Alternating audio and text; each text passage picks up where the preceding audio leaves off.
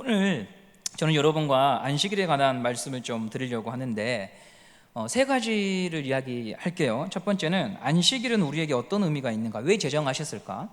두 번째는 안식일과 주일은 좀 다르잖아요, 그죠? 구약에는 안식일인데 우리 신약에서는 주일이라고 말하는데 이 안식일과 주일은 어떻게 연결되는 건가? 세 번째는 안식일에 주어지는 쉼은 무엇일까? 이 세 가지에 대해서 성도님들과 함께 말씀을 좀 나누겠습니다. 각 나라에는 전해 내려오는 신화가 있습니다. 우리나라의 기원과 시작을 담고 있는 신화는 잘 아시듯 단군 신화입니다. 한국의 역사가 반만년이다 이렇게 말을 하면서 이 단군 신화를 기점으로 역사를 소설하죠.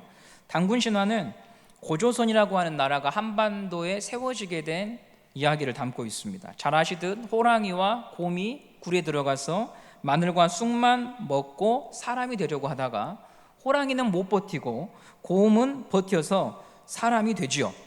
그 사람이 웅녀입니다. 이 웅녀가 하늘에서 내려온 환웅, 하나님의 하늘의 아들과 결혼을 해서 낳은 아들이 단군입니다. 그리고 그가 세운 나라가 고조선입니다. 신화는요, 역사적 사실이기보다는 하나의 상징적인 의미를 담고 있습니다. 그러니까 이 신화가 만들어진 그 당시에 그 사람들의 생각과 사고방식과 믿음이 무엇이었는가, 이것을 엿볼 수 있는 게 신화거든요. 예를 들면 단군 신화를 통해서 말하고자 한 것은 우리 선조들은 우리의 시작이 하늘이었다, 이걸 말하고 싶은 거예요. 그러니까 환웅이 내려와서 곰하고 결혼을 하는 거거든요. 그리고 이 곰인 웅녀가 하늘에서 내려온 환웅과 결혼을 했다고 하는 것은 무엇이냐면, 옛날 고대 부족 사회는 신을 섬기잖아요. 곰을 섬겼던 부족과 하늘을 섬겼던 부족이 통합이 되어서 큰 사회가 되었다고 하는 것을 엿보게 해주는 장면이지요. 실제로 곰이 사람이 된 것은 아니죠. 이처럼 신화라고 하는 것은 당시 사회의 모습, 그들이 믿고 있었던 것, 생활 풍습을 이해하는 데 도움이 됩니다. 성경을 연구할 때에도요, 그 당시에 어떤 신화가 있었는가를 확인하는 것이 참 도움이 됩니다. 성경이 쓰여질 당시 주변 나라들의 신화를 연구하면 그들의 생각과 하나님이 어떤 분인가를 구별해서 볼 수 있는, 성경을 입체적으로 볼 수 있는 눈이 생기기 때문이거든요. 먼저 지도를 하나 보여드릴게요. 성경의 무대가 되는 지역, 제가 이 원으로 이렇게 표시를 해놨는데요, 저 지역을 이제 지리학적으로 메소포타미아 지방이라고 합니다. 흔히 인류의 4대 문명 중에 하나가 강을 중심으로 문명이 생겨나잖아요. 저 지역이 메소포타미아입니다. 메소포타미아라고 하는 말은 강들 사이에 있는 땅이다, 이런 의미입니다. 저 지도를 자세히 보시면 두 강이 흘러가고 있거든요. 티그리스강, 유프라테스강. 그리고 그 강 사이에 있는 그 땅을 바로 메소포타미아라고 하는 것입니다. 저 지역이 바로 이제 성경의 무대가 되는 지역인데요, 이곳에서 발견된 아주 오래된 신화가 있었습니다.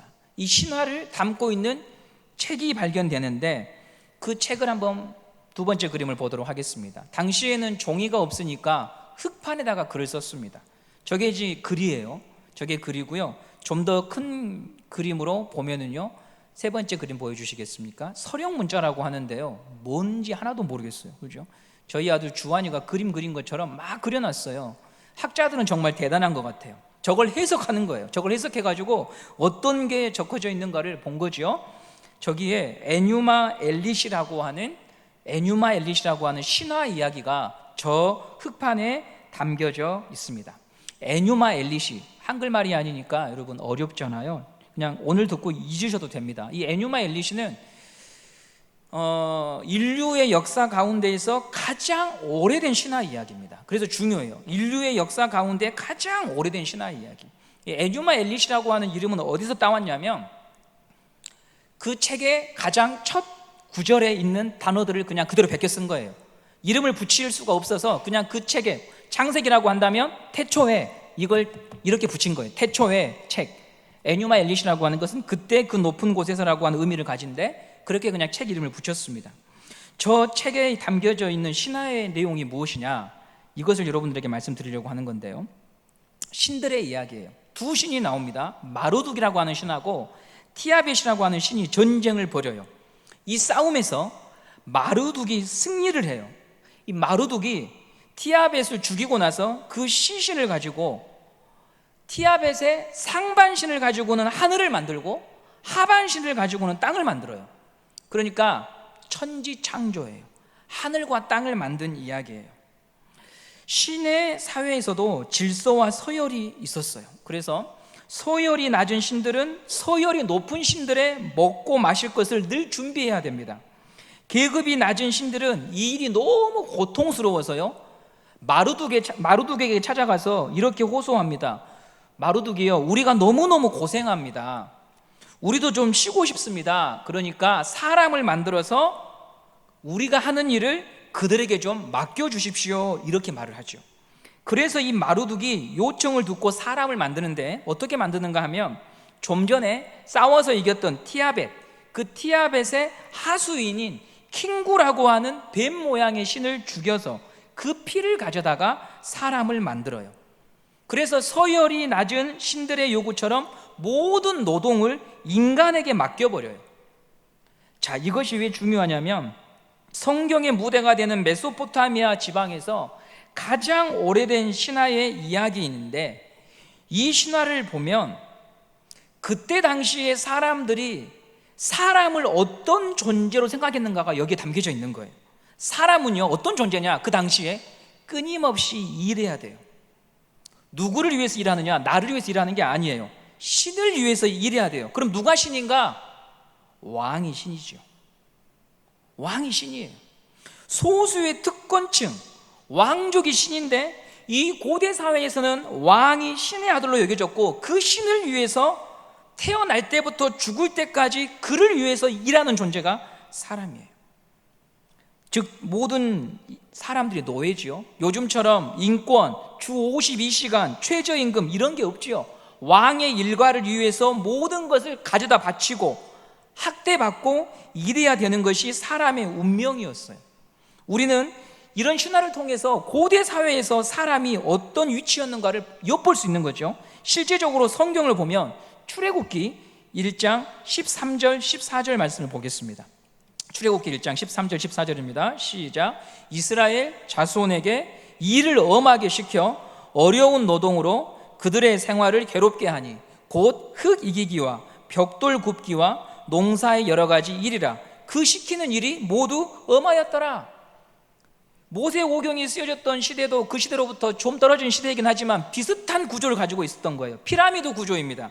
수많은 사람들이 왕족을 위해서 수고하고 삶을 바치는 구조. 애굽의 최하층에 있었던 사람들이 이스라엘 사람들이었습니다. 애굽 왕 바로는 이스라엘 민족의 수가 번창해서 애굽 사람들을 위협할 정도가 되었음에도 이스라엘 민족을 놓아주지 않죠. 왜냐하면 경제가 굴러가는 엔진이 이스라엘 민족이거든요. 이스라엘 노예들이 일을 해야 애굽 사회가 돌아가는 거예요. 고대 사회에서 사람이라고 하는 존재는 누군가를 위하여, 소수 특권층을 위하여 노동만 하다가 죽는 존재예요. 이런 사고를 보여주는 것이 앞서 말씀드린 그 신화의 내용들이고, 이런 신화를 백성들에게 가르치면서 지배권들은 그 특권을 끊임없이 유지하고 너희들이 일하는 것은 당연하게 만드는 시대였던 것이 바로 고대 근동의 시대였습니다. 인간은 악마의 더러운 피로 만들어졌다. 태생이 더럽다, 악하다. 그렇기 때문에 죽을 때까지 죽도록 노동하다가 죽는 것이 마땅하다. 이런 시대적 상황에서 안식, 쉼이라고 하는 것은 누가 쉴 수 있겠습니까? 소수의 지배 계급만 누리는 거예요. 그런데 하나님은 출애굽기 20장 8절 말씀에 이렇게 기록하죠. 출애굽기 20장 8절입니다. 시작. 안식일을 기억하여 거룩하게 지키라. 여러분, 이 말이요 대단히 놀라운 말이에요. 이 말은 무슨 말이냐면, 너희들도 나처럼 쉬어라. 나의 쉼에 너희를 초청한다. 창세기에 기록된 이 천지창조의 내용을 우리는 너무 자주 들어서 뻔한 이야기처럼 들리지만, 당시 이 말씀을, 구약의 말씀을 받아본 사람들에게서는요 상상할 수 없는 말씀이에요. 하나님이 사람을 만드신 후에 이렇게 표현하지요. 보시기에 쉼이 좋았더라. 그리고 나서 나와 더불어 쉬자고 하십니다. 나와 안식하자고 하십니다. 이런 광경은 이 성경이 쓰여져 있던 시대에서는 볼 수 없는 인간에 대한 평가, 인간에 대한 눈을 가지고 계신 하나님이 우리 하나님이라고 하는 걸 보여주는 거예요. 우리는 안식일이라고 하면 휴일을 하루 반납하는 것 같고, 예배당에 와서 정해진 순서와 형식에 맞춰서 시간을 보내고 가는 또 하나의 노동으로 여겨질 때가 많아요. 시간이 아깝게 느껴지고 꼭 주의를 지켜야 하나, 특별히 코로나 팬데믹으로 많은 사람들이 더 이 예배의 자리에 나오는 것에 대하여서요 싫어하고 편하게 가려고 하지요. 그런데 하나님께서 안식일을 제정하셨던 목적은 너희들은 나의 형상으로 지음받은 대단히 가치 있는 존재야. 너희들은 쉼이 필요한 존재야. 너희들도 나의 쉼에 동참할 수 있는 나의 백성이다라고 하나님이 말씀하고 계신다는 것입니다.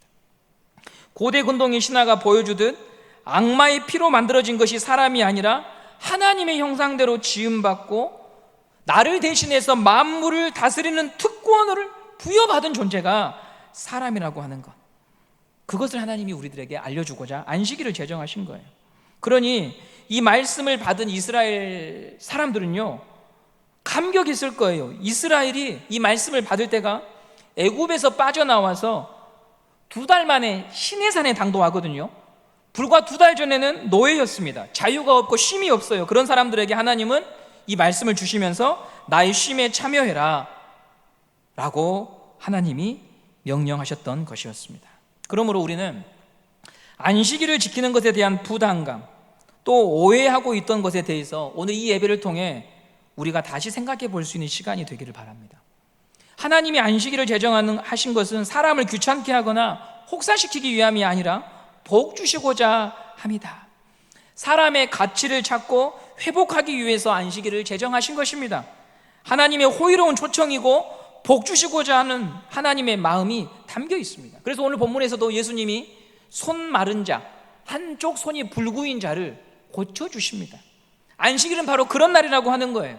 하나님이 우리 인생에 고장나고 잘못된 것들, 쉼이 없는 인생들, 자기 존재의 가치를 잃어버린 자들에게 그들의 마음을 새롭게 하시고 복 주시기 위하여 우리를 불러주신 날이라고 하는 것이죠. 그러므로 여러분, 이번 주일 예배 드리러 나오실 때 하나님이 나를 당신의 쉼에 초청하시는구나, 이 고백을 가지시고 예배의 자리로 나오는 성도님들 되시기를 바랍니다. 하나님이 나를 귀하게 여기시는구나, 그런 고백을 담고 나오시기를 바랍니다. 두 번째로 나누고 싶은 내용은 안식일과 주일은 어떤 관계일까에 대한 부분입니다. 일자상으로 안식일은 토요일입니다. 주일은 일요일이죠. 날이 좀 달라요. 구약 성경에서 안식일을 지키라고 할 때 요일은 토요일이었습니다. 이스라엘 사람들은 지금도 안식일은 토요일입니다. 그런데 교회는 일요일에 모입니다. 이것을 어떻게 이해해야 될까에 대해서 말씀을 좀 드리겠습니다. 가끔 언론을 통해서 고려인들에 대한 이야기를 듣습니다. 광주에도 고려인들 모여있는 마을이 있잖아요. 일제 침략으로 나라가 주권을 상실하고 일제의 탄압으로 생존이 어려울 때 우리 선조들이 러시아 땅으로 이주해 갖고 거기서 머물게 된 우리 선조들을 고려인이라고 합니다. 1937년에 소련 정부는 연해주에 거주하던 고려인들 18만 명을 강제로 이주시킵니다. 우즈베키스탄과 카자흐스탄으로 이주를 시키는데요, 고려인들은 사실 소련 국가에 소속되어 그 땅에서 살고 싶었습니다. 그런데 소련 정부가 허락을 하지 않지요. 왜 허락을 하지 않냐면 당시 소련과 일본이 전쟁 중이었는데 조선인과 일본인을 구별하기 어렵다. 만일 고려인들이 일제의 간첩으로 활동을 하면 발견하기가 너무 어렵다. 그리고 소련 입장에서 외모가 다른 이 조선인 거부감이 든다. 그런 이유를 들어서 강제로 이주시킵니다. 이주는 물론 폭력 속에서 진행이 되죠. 수많은 사람들이 죽게 됩니다. 나라 잃은 소름 속에서 고향을 그리워하며 불렀던 노래는 아리랑입니다. 한국 사람이라면 잊을 수 없는 노래, 그 노래를 똑같이 불렀습니다. 이스라엘 백성들은 바벨론의 침략으로 나라가 망했어요. 다수의 사람들이 바벨론에 끌려갑니다. 포로 생활하면서 가장 그리워한 것은 예루살렘 성전입니다. 왜냐하면 성전은 자기들의 정체성이고 생명이니까요. 그런 그들의 슬픔을 담은 시편이 137편이죠. 시편 137편을 보시겠습니다. 이스라엘 백성들의 고국을 그리워하며 지은 시인데요, 우리 1절 6절 한번 보도록 하겠습니다. 시작. 우리가 바벨론의 여러 강변 거기에 앉아서 시온을 기억하며 울었도다. 내가 예루살렘을 기억하지 아니하거나 내가 가장 즐거워하는 것보다 더 즐거워하지 아니할진대 내 혀가 내 입천장에 붙을지로다. 성전을 그리워하며 울었습니다. 그러나 성전은 파괴되었고 고향으로도 돌아갈 수가 없습니다.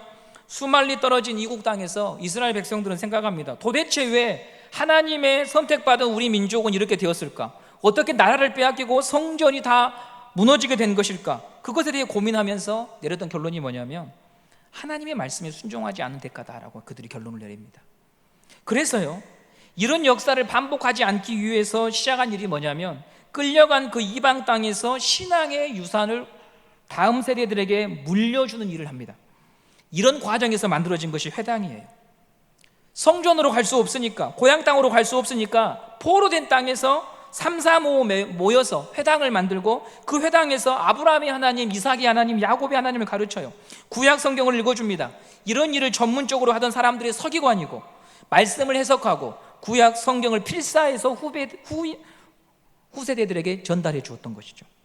하나님의 약속대로 포로 생활이 70년이 되던 해에 고향 땅을 다시 밟게 됩니다. 고향에 돌아와서도 회당의 문화는 이스라엘 역사의 여러 지역에 자리를 잡고 신앙의 전통을 가르치는 역할을 합니다. 그래서 신약에는 회당에 관한 이야기들이 계속 등장하는 거예요. 예수님이 복음을 전하실 때 회당에서 복음을 전하십니다. 사도 바울도 사도행전을 보시면 회당을 찾아가서 복음을 전합니다. 안식일에는 유대인들이 모든 일을 중지하고 회당에 모여서 말씀을 읽고 예배를 드렸으니까요. 오늘 본문 마태복음 12장 9절 말씀을 보도록 하겠습니다. 12장 9절입니다. 거기에서 떠나 그들의 회당에 들어가시니, 예수님의 이야기입니다. 예수님이 회당에 들어가셔서 복음을 전한 이야기고요. 다음으로 사도행전 13장 14절 15절입니다. 시작.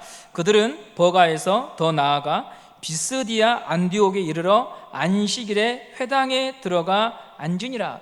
바울이 들어가는 거예요. 회당에 들어가는 겁니다. 그 다음에 15절 말씀 보겠습니다. 율법과 선지자의 글을 읽은 후에 회당장들이 사람을 보내어 물어 이르되 형제들아, 만일 백성을 권할 말이 있거든 말하라 하니. 율법과 선지자의 글을 읽었다고 하죠. 우리식으로 하면 성경 봉독이에요. 그 다음에 뭐라고 나오냐면 만일 백성을 권할 말이 있으면 이게 설교입니다. 이게 회당의 예배였습니다. 근데 신약은 안식일에만 모여서 예배하는 것을 넘어서 안식일 첫날, 지금 우리가 말하는 주일에 모여서 예배 드렸다는 기록이 나옵니다. 사도행전 20장 7절 말씀을 보도록 하겠습니다. 사도행전 20장 7절입니다. 시작.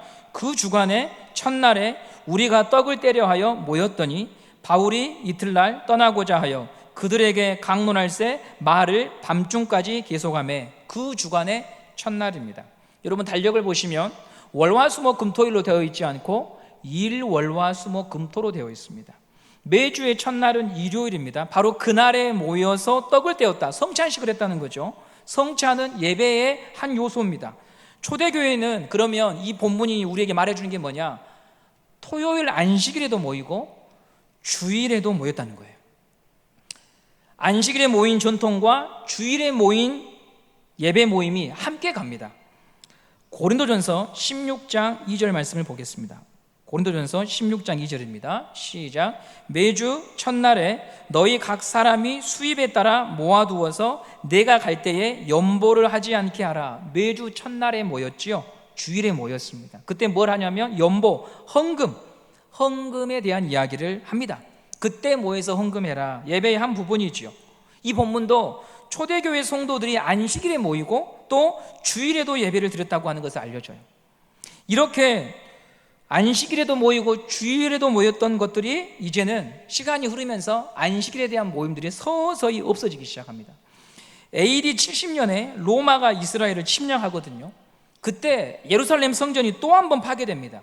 이후로는 안식일에 예배드리는 전통은 사라져가고 주일에 모여서 예배드리는 것이 이제 고착화되죠.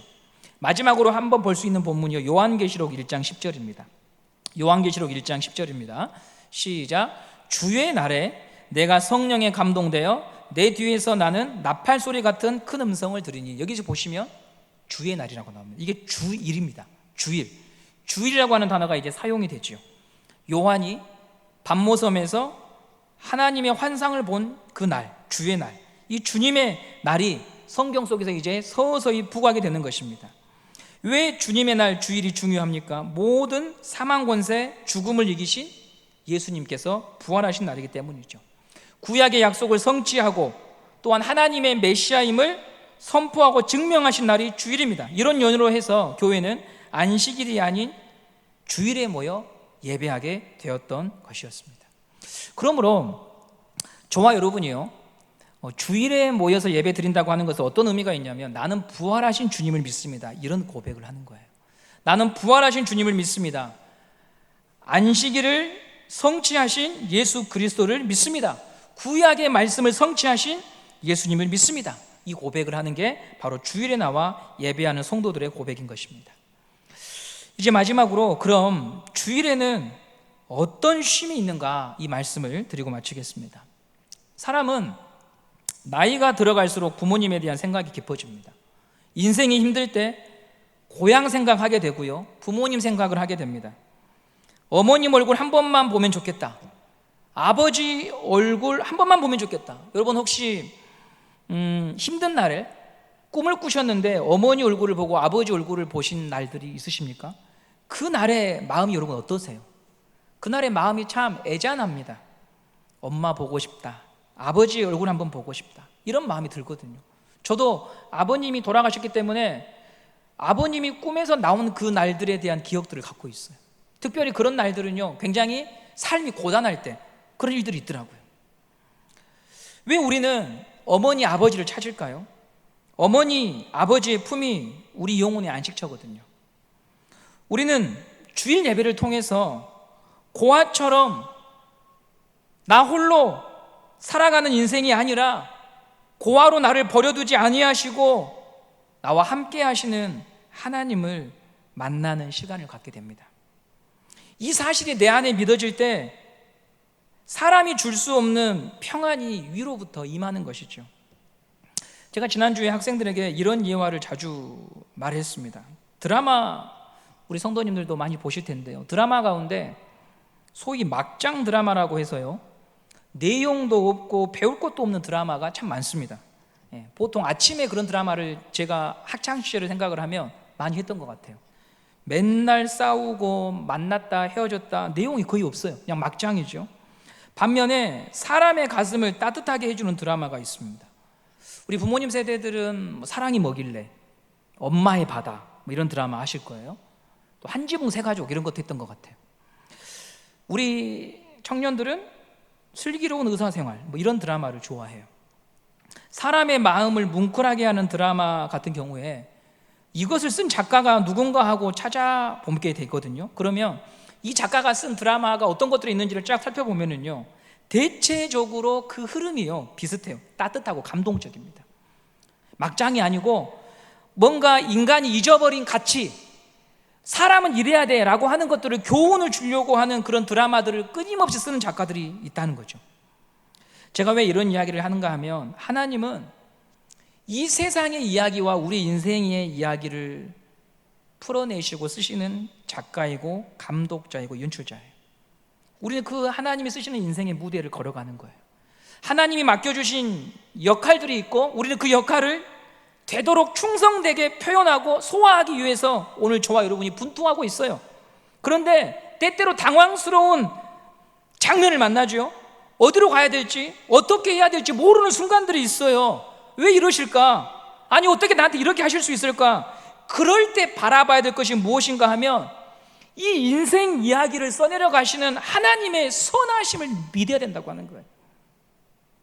각 페이지마다 무슨 이야기가 기록될지 알 수는 없지만 선하신 하나님께서 가지고 계신 결론은 결국 생명이고 회복이고 구원이니까, 하나님의 영광이니까, 내 인생의 연출자이시고 감독이신 하나님께서 써내려 가실 그 이야기는 악을 손으로, 죽음을 생명으로, 절망을 소망으로 바꿔가실 분이기 때문에 그것을 우리가 다시 확인하는 시간이 주일이라는 거예요. 이 사실을 믿을 때 하나님이 주시는 쉼을 저와 여러분이 맛보는 거예요. 지금 당장 이 문제가 해결되지 않았지만 내 인생의 감독자가 하나님이시고 그분이 써내려가신 성경의 스토리를 보건대 그분은 나를 함부로 대하시는 분이 아니라 나의 인생을 철저히 살피시고 동행하시며 나를 홀로 내버려 두지 아니하시며 나를 하나님의 영광으로 끌어가실 분임을 내가 보았기 때문에 지금 내가 서 있는 이야기 스토리의 장은 눈물 나지만 그 하나님으로 인하여 우리는 다시 평안을 말하고 쉼을 누릴 수 있다고 하는 것이, 우리는 안식일을 내가 기대하고 바라는 것을 성취하는 날로 생각하는데 그게 아니에요. 안식일을 통해서 확인하는 것은 하나님이 내 아버지시다. 내 인생의 이야기를 써내려 가시는 분은 세상의 특정한 권력자가 아니라 돈이 아니라 우리 아버지시구나. 내가 그것을 잠시 잊고 살았습니다. 하나님, 돈이 없으니까, 백이 없으니까, 내게 가진 것이 없으니까 하나님 저는 아무것도 아닌 자라고 생각을 했는데 하나님은 당신의 쉼에 나를 초청하시고 자기의 아들을 십자가에 못 박기까지 나를 향하여 끝까지 책임지기 원하시는 하나님이라고 하는 것을 제가 다시 보고, 하나님, 그 하나님으로 인하여 제가 세상으로 다시 나아갑니다. 나는 고아가 아닙니다. 아버지가 계십니다. 나 홀로 애쓰는 인생이 아니라 내 편이 되어주시는, 내 손을 잡아주시는 아버지가 계십니다. 주여 감사합니다. 이 감격을 예배를 통하여 우리가 다시 확인해야 되는 거예요. 거기에 바로 세상의 배낭여행이나 무슨 팔도를 돌아다니면서 맛집을 찾아다니고 좋은 걸 먹고 봐도 채울 수 없는 쉼과 평안이 그날 그 예배를 통하여 우리에게 주어지는 것입니다. 여러분, 우리 모두 그 은혜를 사모하고 그 은혜를 맛보는 모든 성도 되시기를 간절히 바랍니다. 시편 118편 말씀 읽고 마치도록 하겠습니다. 시편 118편 6절에서 9절, 28절에서 29절입니다. 여러분의 말씀으로 받으시길 바랍니다. 함께 읽어보겠습니다. 시작. 여호와는 내 편이시라. 내가 두려워하지 아니하리니 사람이 내게 어찌할까. 여호와께서 내 편이 되사 나를 돕는 자들 중에 계시니 그러므로 나를 미워하는 자들에게 보응하시는 것을 내가 보리로다. 여호와께 피하는 것이 사람을 신뢰하는 것보다 나으며 여호와께 피하는 것이 고관들을 신뢰하는 것보다 낫도다. 주는 나의 하나님이시라. 내가 주께 감사하리이다. 주는 나의 하나님이시라. 내가 주를 높이리이다. 여호와께 감사하라. 그는 선하시며 그의 인자하심이 영원하미로다. 25절에 주는 나의 하나님이시라. 내가 주께 감사하리이다. 이 고백을 성령 안에서 우리가요 진실로 올려드릴 때 그 어떤 것도 나를 해할 수 없다고 하는 평안과 안식을 누릴 수가 있는 것입니다. 오늘 이 시인의 고백처럼 여러분이 매주 드려지는 그 예배 속에서 성령님이 주시는 평안과 안식과 쉼을 맛보기를 간절히 바랍니다. 주님은 누구보다 여러분이 그 쉼을 맛보고 다시 일터로, 가정으로 돌아가기를 원하십니다. 내가 어디 있든지 나를 놓지 아니하시며 나와 동행하시는 주님, 그분이 나의 주님이시다. 주는 나의 하나님이시다. 이 고백을 할 수 있는, 드릴 수 있는 복된 성도들 다 되시기를 간절히 소망합니다.